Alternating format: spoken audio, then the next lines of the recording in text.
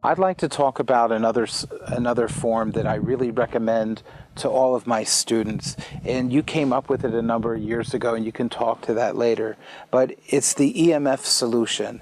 And what that does, we were just talking about coherence, and the thing about EMF is nothing blocks it. If somebody says they have a tool that blocks EMF, put it up against your cell phone, and if your cell phone works, that tool doesn't, because cell phones work on EMF.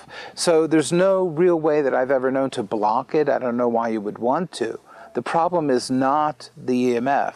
The problem is the chaotic nature of what we've done with EMF. And all the radio stations and TV stations, the children getting cancer who are living next to those high voltage lines, things like that. So this EMF solution, it takes the chaotic nature of what we as humans have done with EMF and puts it into a coherent waveform with a tremendous radius of effect.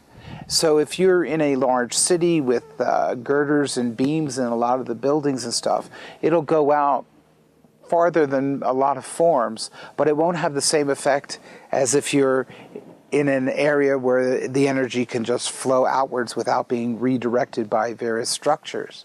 And we found the radius effect to be about 25 miles with this form. It's just an amazing, amazing form.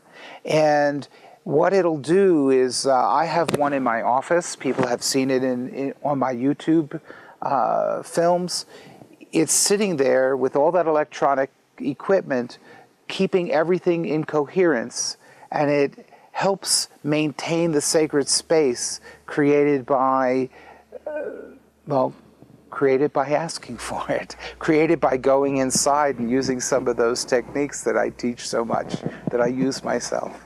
And it's the effect of the form creates peace in the neighborhood, unbelievably so. And I can't recommend it enough.